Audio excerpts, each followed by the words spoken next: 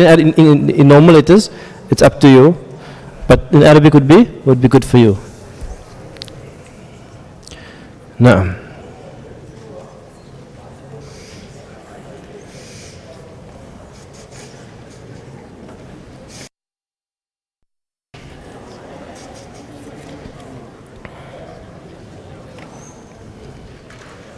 Okay, we end with some. Inshallah, Bismillah ar-Rahman ar-Rahim, Alhamdulillahi Rabbil Alameen, wa salatu wa salam wa Rasulillah wa ala alihi wa ashabihi wa man wala. In the last lesson, we spoke about the word qalb. And qalb in Arabic means what? Qalb in Arabic means heart. Heart. And one of the things we mentioned last week was discussing where your own heart is.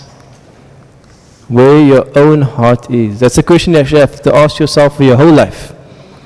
For your whole life, every week, every month, all the time you have to ask yourself, where is my heart? Is my heart with Allah, or is my heart with other than those things which Allah loves? Is my heart with Allah and those things He loves, or is my heart somewhere else? And if our hearts are somewhere else, it's something to be concerned about. There's so much emphasis today on people's physical appearance. So much emphasis on physical appearance. The outer shell. What's happening inside is the big question. Allah doesn't worry too much about the outer shell. He doesn't worry too much about which brand you wear, which color you wear, which style you have. Allah worries really about what's happening on the inside. So we are people, the Muslims are a people, for them the outside is less important. In fact, if you go to an Arab country, one of the strange things with Arab countries, the houses generally don't look very nice on the outside. There's lots of flats. So it's grey flats. You go to most Arab countries, you go to Yemen, you go to Egypt, you go to Jordan. It's very on the outside plain, the beauty is on the inside. So in Islam, I mean we're talking about gender in traditional society, in public, gender differences are actually more concealed. What I'm wearing now is close to what a woman wears, because we actually conceal the outside. But anyway, it's a long discussion, inshallah. We'll have some other time. So that was I wanted to speak about. And this is one of the most seminal hadith, is one of the most profound hadith, where the Prophet ﷺ, he says, Ala wa inna fil jasadi mudgha. So we'll learn this hadith today, inshallah. The Prophet ﷺ says, Allah is there to call out, like behold, like nay, to get your attention, listen up, Allah. Wa inna, and certainly, undoubtedly, definitely, fil jasadi, in the jasad, in this physical form, in this physical body, this physical container, there is a mudgha. A mudgha is a small piece of flesh.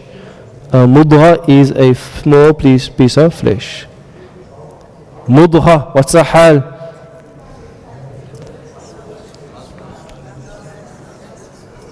Why so few? What's the hal of mudgha? Nasbun, what's the definiteness? Ma'rifa nakira? Nakira. Mudhakkar or mu'annath? Mu'annath. No. Nahu still works in hadith also. No. In the body there is a mudgha. A mudgha. Idha salahat. So you're doing fa'ala. How far you know? You finish fa'ala. What's here? Fa'ala. Fa'ala. Fa'alu. فعلت فعلنا نمو فعلت فعلتم فعلتي فعلتن فعلت فعلنا. So صلح صلح صلحوا صلحت. Okay, صلحت we have there. What does صلحت refer to? What does صلحت refer to? It refers to the mudgha. Because the mudghah is female, therefore, if salahat means to become good, to become right, to become sound. But can you see there's two things that Allah is speaking about? Inna fil jasadi. Jasad is the body. Is jasad male or female? Is jasad male or female? Male. And mudghah? Female. So now when the Prophet ﷺ says, Idha salahat, is he speaking if the body becomes sound or the heart becomes sound? The heart, because you use a female verb. So it must be referring to a female thing. So Idha salahat, if salahat, if this mudghah, this piece of flesh inside of you, salahat, if it becomes sound, if it becomes whole, if it becomes healthy, salahal jasadu. What do you think that means? Salahal jasadu. Then the whole, okay, where are we now? Then the whole body is sound. Can you see there? Salahat and salaha. Okay, it's a bit out there, but this is referred to jasadu. Idha salahat, if the piece of flesh becomes sound, salahal jasadu, the entire jasad, the entire being becomes sound. You following so far? Wa idha fasadat, what's fasadat? Your fasad. If it becomes corrupt, if it becomes spoilt, if what becomes spoilt? The heart becomes spoilt. Fasadal jasadu. What does it mean there?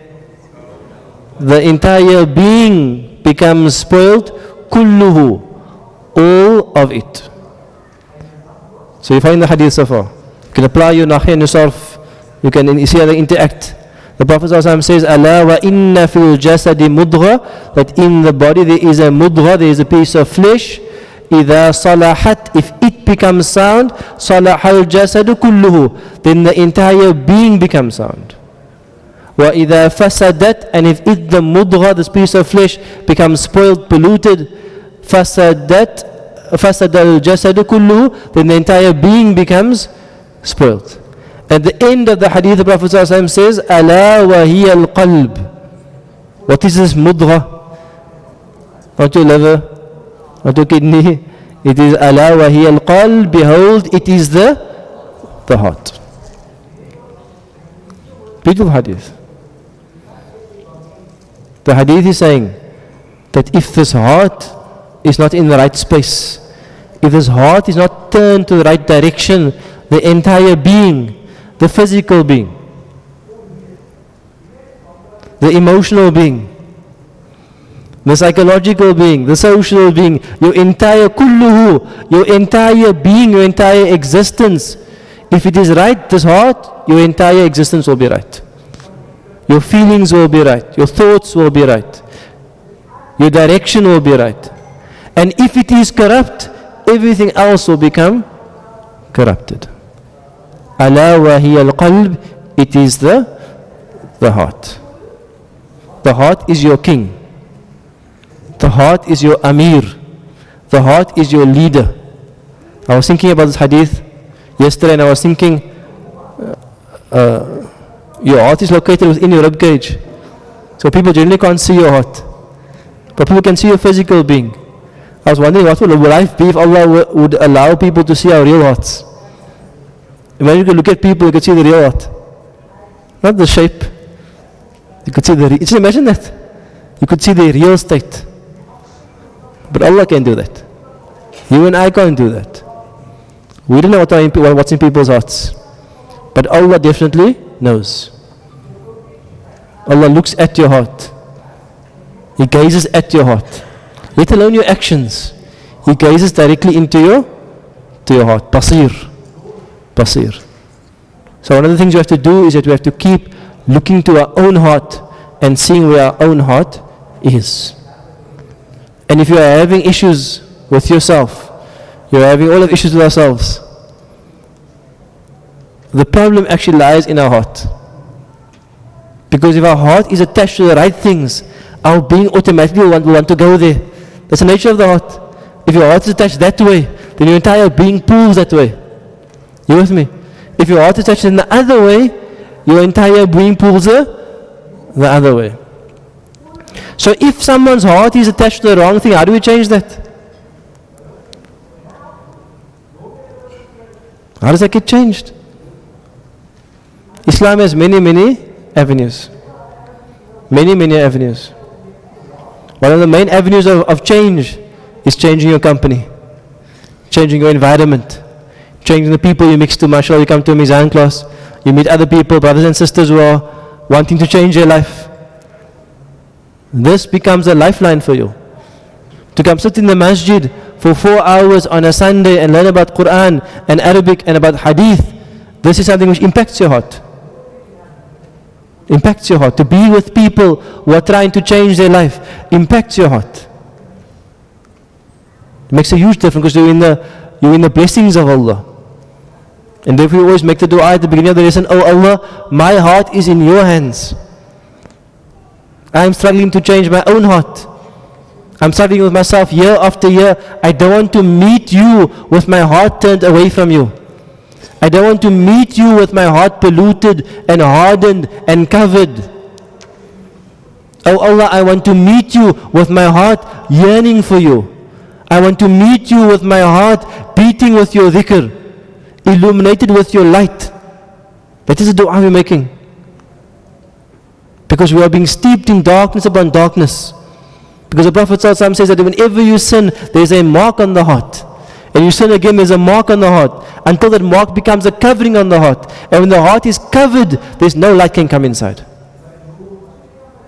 The light can shine, the light of Quran and Hadith and dhikr and good company can shine, but the heart is covered. The heart is covered. And the only way to uncover that is to make tawbah. That you say, Ya Allah, my life and my heart have been in the wrong direction. I turn and I repent to you. I want to change my life. And then Allah starts removing those layers. And the light starts coming in. And one of the things about a covering is that also what happens with a covering is light can't go out. And inside all of you, you have light. It's the light of your fitrah. It's the light Allah placed inside of you when you were born. Before you were born. In the womb of your mother, Allah placed a light inside of your fitrah. If the heart is covered, that beauty can't radiate. But when it's uncovered, that beauty radiates. Therefore we have the ayah, Nurun ala Nur.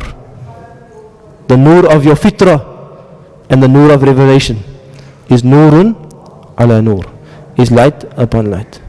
So this journey, it might take the form of Nahu and Sarf and translation. But the reality of the journey is not that. The reality of the journey is that have you allowed space in your heart for Allah? Have you allowed that light to enter? And once you allow that light to enter, the higher level is, have you given your heart to Allah? Have you said, Ya Allah, you are the owner of my heart. You are the keeper of my heart. My heart is attached only to you and that which you love. That's the higher level. Those who have sold themselves to Allah. They have traded their lives for Allah's sake. And this is actually the reality of studying the Quran. This is the reality about it.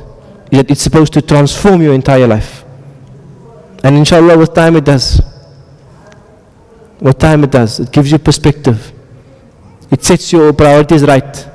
It takes away the sweetness of distraction. You know, distraction and dunya and shahwa has a certain sweetness to it.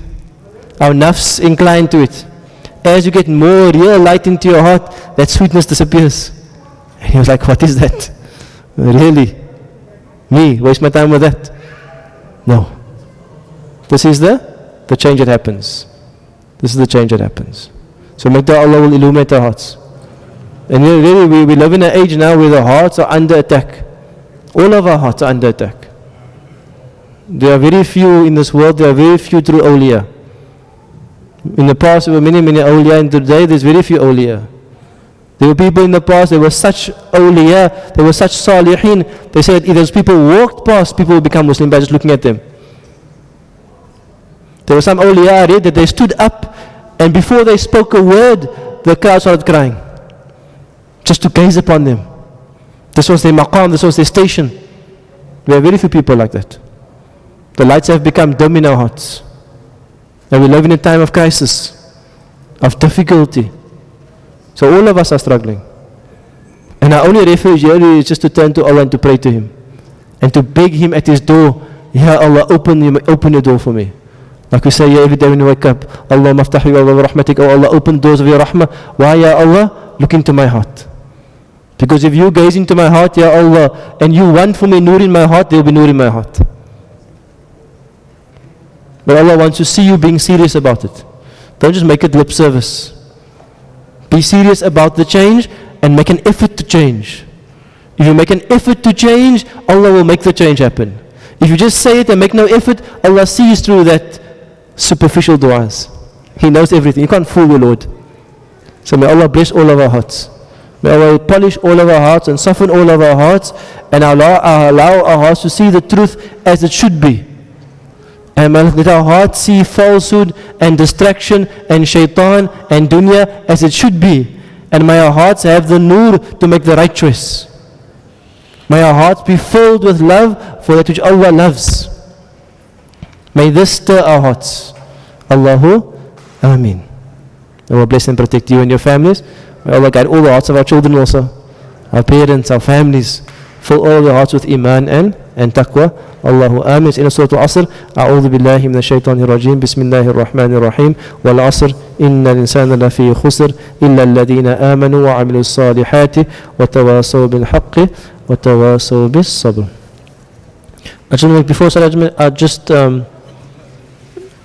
one, two announcements inshallah. Is that next week, I forgot to mention this before, is that next week we have a special slot from 8 a.m. until 8:35 a.m. So it's optional, not compulsory, but from 8 a.m. from 8:35, we did last year as well, is we have a class in the main masjid where the entire class memorizes a surah together, a few lines at a time. So if you haven't memorized Surah Al-Buruj, before, then Surah Al-Buruj will start on Sunday at 8 o'clock. Maulana Abdullah Forbes, which he has a unique way to teach people to memorize without even being able to read fluently. Even if you can't read fluently, he has a collective memorization technique that will allow you to memorize Surah Al-Buruj within 4 weeks, inshallah. Within 4 weeks, inshallah, you will know Surah Al-Buruj. So it will be at 8 a.m. on Sunday, and it's a public class. You can invite your family and friends, wherever you want to. It's a public class at 8 a.m. Obviously, most of Mizan students come, and we memorize that's few, at 35 minutes, we memorize a few lines, next week a few lines, and after 4 weeks, you'll know the surah, inshallah ta'ala. So make an effort to come. It's good for Arabic, it's good for your memorization, it's good for your heart also. Okay. Secondly, we still confirm that this Sunday, inshallah, this Sunday coming, this Sunday coming, there will be a hike for the brothers who want to go hiking. We're going to hike at Silver Mine, inshallah. We have a hiking team club. We're hiking at Silver Mine after Fajr. We'll hike and swim and have breakfast and then come home probably about 10 o'clock or so. But we'll send you the details. If you want to join us, it's an open hike. Get fit also, it's part of your development. Not Sunday, Saturday. Maaf. Let me just rewind quickly there. Next Saturday.